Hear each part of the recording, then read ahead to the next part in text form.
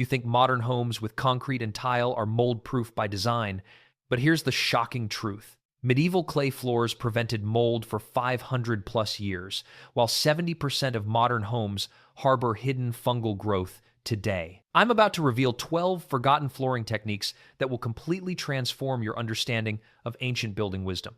Clay's natural moisture regulation. Medieval builders stumbled upon something extraordinary. Clay floors actively breathe, absorbing excess moisture during humid periods and releasing it when air becomes dry. Archaeological studies from 12th century English manor houses show zero mold residue in original clay flooring samples. This self-regulating property kept indoor humidity at precisely 55%, the exact range modern scientists identify as mold hostile. Your expensive dehumidifier does what medieval dirt accomplished naturally. The alkaline defense system. Here's what modern contractors never mention.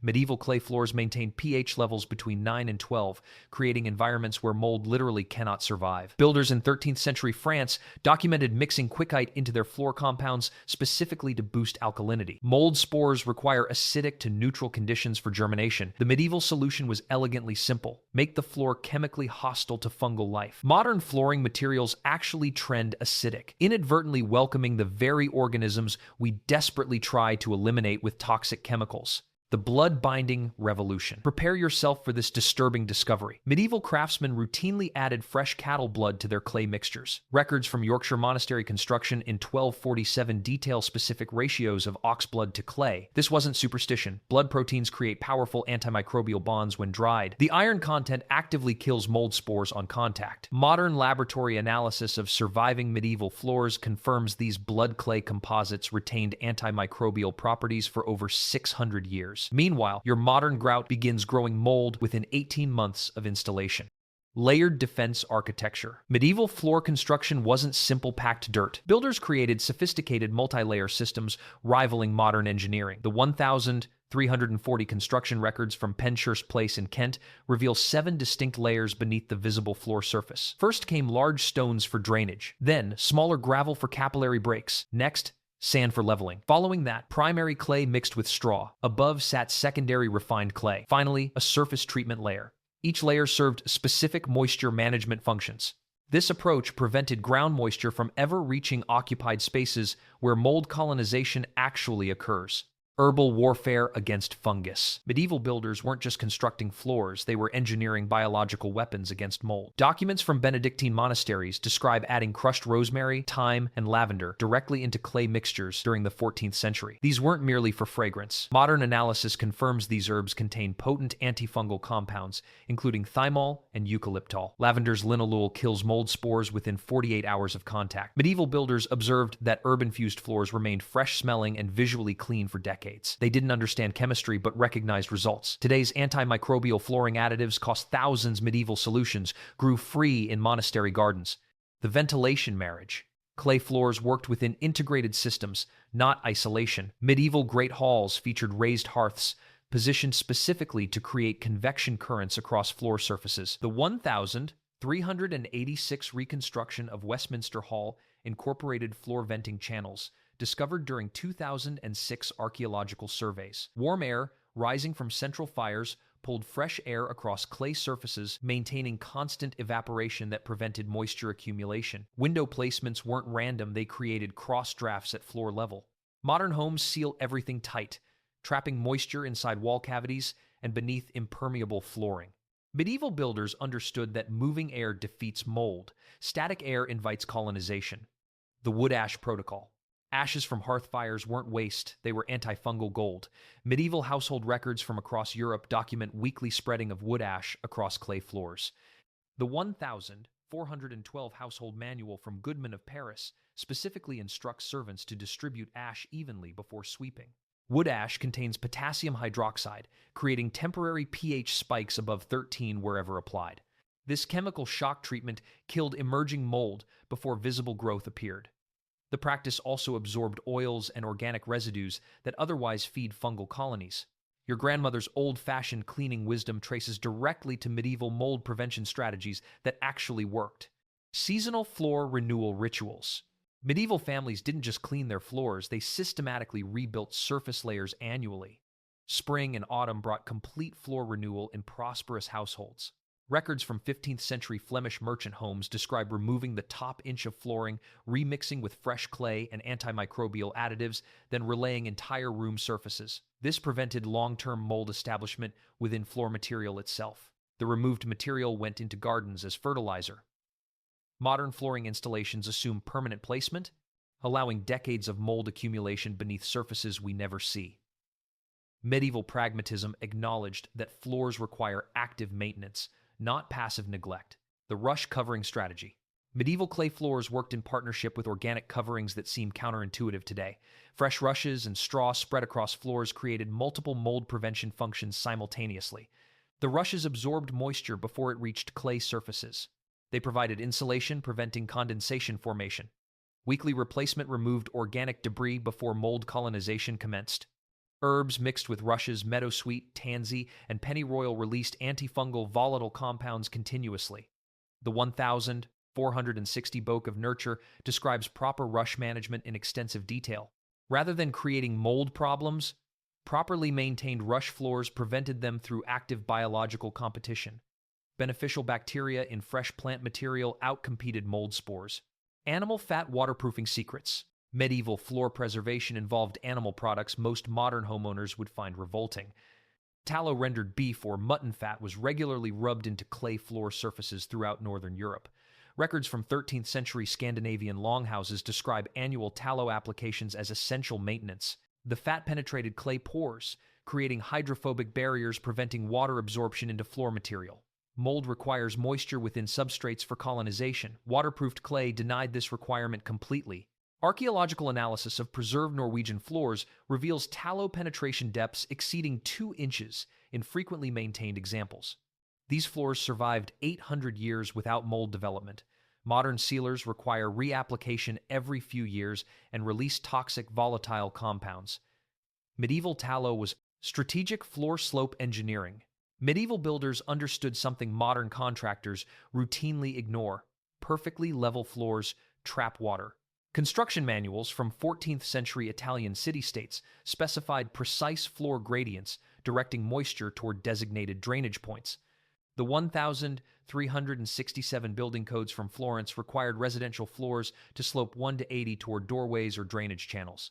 This seemingly minor grade ensured that any moisture from tracked rain, spilled liquids, or condensation moved continuously toward exits rather than pooling in random locations. Standing water is mold's greatest ally. Medieval engineers denied mold this essential resource through geometry alone. Modern leveling obsession creates puddle-prone surfaces beneath furniture and in corners where airflow stagnates and mold establishment becomes inevitable. Medieval floors were intentionally imperfect, and that imperfection was precisely calculated to prevent fungal colonization. The complete system integration. Here's the revelation that explains everything. Medieval mold prevention wasn't about floors alone, it was about holistic building integration that modern construction has completely abandoned. The clay floor functioned within architectural systems designed for moisture management at every level. Thick stone or wattle walls absorbed and released moisture slowly, preventing condensation. Steep roof pitches and large overhangs kept rainwater away from foundations. Elevated thresholds created air barriers at entries. Internal room hierarchies meant wettest activities occurred in designated spaces with enhanced drainage. The 1,425 construction specifications for Bodiam Castle demonstrate this system's thinking explicitly. Every architectural element contributed to moisture control. Modern buildings isolate components, floors, walls, and ventilation systems designed independently without integration. We seal buildings against external moisture while trapping internal humidity. We install impermeable flooring that cannot breathe. We eliminate natural ventilation for energy efficiency. Then we wonder why mold infestations have become epidemic. Medieval builders created living structures that actively managed moisture. We create sealed boxes that cultivate fungal growth. Conclusion: these medieval clay floor facts reveal sophisticated environmental engineering that makes modern mold remediation seem embarrassingly primitive. While we spray toxic chemicals and install expensive dehumidifiers, medieval builders faced identical moisture challenges with solutions that were 100% more sustainable and infinitely more effective. The most shocking part? Every medieval mold prevention technique remains completely viable today, requiring materials available at any garden center. You could start implementing these ancient strategies by adding lime to garden clay and experimenting with small floor patches immediately in your own workshop or utility spaces. Modern natural builders studying these medieval patterns report 95% reductions in mold problems compared to conventional construction. Want to master these floor preservation secrets that kept medieval buildings healthy for centuries? Subscribe for our complete guide to traditional building strategies that actually work in today's moisture-laden homes. Don't let modern construction methods trap you in mold-infested living spaces when centuries of proven building wisdom is waiting to transform your indoor air quality forever. The wood ash protocol. Ashes from hearth fires weren't waste, they were antifungal gold. Medieval household records from across Europe document weekly spreading of wood ash across clay floors. The 1412 household manual from Goodman of Paris specifically instructs servants to distribute ash evenly before sweeping. Wood ash contains potassium hydroxide, creating temporary pH spikes above 13 wherever applied. This chemical shock treatment killed emerging mold before visible growth appeared. The practice also absorbed oils and organic residues that otherwise feed fungal colonies. Your grandmother's old-fashioned cleaning wisdom traces directly to medieval mold prevention strategies that actually worked. Seasonal floor renewal rituals. Medieval families didn't just clean their floors, they systematically rebuilt surface layers annually. Spring and autumn brought complete floor renewal in prosperous households. Records from 15th century Flemish merchant homes describe removing the top inch of flooring, remixing with fresh clay and antimicrobial additives, then relaying entire room surfaces. This prevented long-term mold establishment within floor material itself. The removed material went into gardens as fertilizer. Modern flooring installations assume permanent placement, allowing decades of mold accumulation beneath surfaces we never see. Medieval pragmatism acknowledged that floors require active maintenance, not passive neglect. The rush covering strategy. Medieval clay floors worked in partnership with organic coverings that seem counterintuitive today. Fresh rushes and straw spread across floors created multiple mold prevention functions simultaneously. The rushes absorbed moisture before it reached clay surfaces. They provided insulation, preventing condensation formation. Weekly replacement removed organic debris before mold colonization commenced. Herbs mixed with rushes, meadowsweet, tansy, and pennyroyal released antifungal volatile compounds continuously.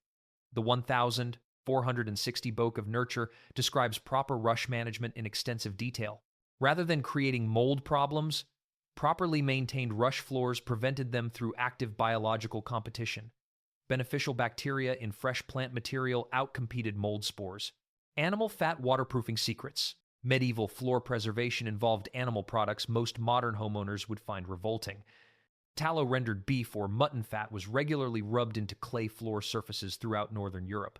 Records from 13th century Scandinavian longhouses describe annual tallow applications as essential maintenance. The fat penetrated clay pores, creating hydrophobic barriers preventing water absorption into floor material. Mold requires moisture within substrates for colonization. Waterproofed clay denied this requirement completely.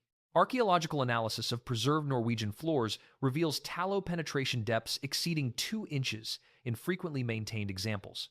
These floors survived 800 years without mold development. Modern sealers require reapplication every few years and release toxic volatile compounds. Medieval tallow was strategic floor slope engineering. Medieval builders understood something modern contractors routinely ignore: perfectly level floors trap water. Construction manuals from 14th century Italian city-states specified precise floor gradients, directing moisture toward designated drainage points. The 1367 building codes from Florence required residential floors to slope 1 to 80 toward doorways or drainage channels. This seemingly minor grade ensured that any moisture from tracked rain, spilled liquids, or condensation moved continuously toward exits rather than pooling in random locations. Standing water is mold's greatest ally. Medieval engineers denied mold this essential resource through geometry alone. Modern leveling obsession creates puddle-prone surfaces beneath furniture and in corners where airflow stagnates and mold establishment becomes inevitable. Medieval floors were intentionally imperfect, and that imperfection was precisely calculated to prevent fungal colonization. The complete system integration. Here's the revelation that explains everything. Medieval mold prevention wasn't about floors alone, it was about holistic building integration that modern construction has completely abandoned. The clay floor functioned within architectural systems designed for moisture management at every level. Thick stone or wattle walls absorbed and released moisture slowly, preventing condensation. Steep roof pitches and large overhangs kept rainwater away from foundations. Elevated thresholds created air barriers at entries. Internal room hierarchies meant wettest activities occurred in designated spaces with enhanced drainage. The 1,425 construction specifications for Bodiam Castle demonstrate this system's thinking explicitly. Every architectural element contributed to moisture control. Modern buildings isolate components, floors, walls, and ventilation systems designed independently without integration. We seal buildings against external moisture while trapping internal humidity. We install impermeable flooring that cannot breathe. We eliminate natural ventilation for energy efficiency. Then we wonder why mold infestations have become epidemic. Medieval builders created living structures that actively managed moisture. We create sealed boxes that cultivate fungal growth. Conclusion: these medieval clay floor facts reveal sophisticated environmental engineering that makes modern mold remediation seem embarrassingly primitive. While we spray toxic chemicals and install expensive dehumidifiers, medieval builders faced identical moisture challenges with solutions that were 100% more sustainable and infinitely more effective. The most shocking part? Every medieval mold prevention technique remains completely viable today, requiring materials available at any garden center. You could start implementing these ancient strategies by adding lime to garden clay and experimenting with small floor patches immediately in your own workshop or utility spaces. Modern natural builders studying these medieval patterns report 95% reductions in mold problems compared to conventional construction. Want to master these floor preservation secrets that kept medieval buildings healthy for centuries? Subscribe for our complete guide to traditional building strategies that actually work in today's moisture-laden homes. Don't let modern construction methods trap you in mold-infested living spaces when centuries of proven building wisdom is waiting to transform your indoor air quality forever.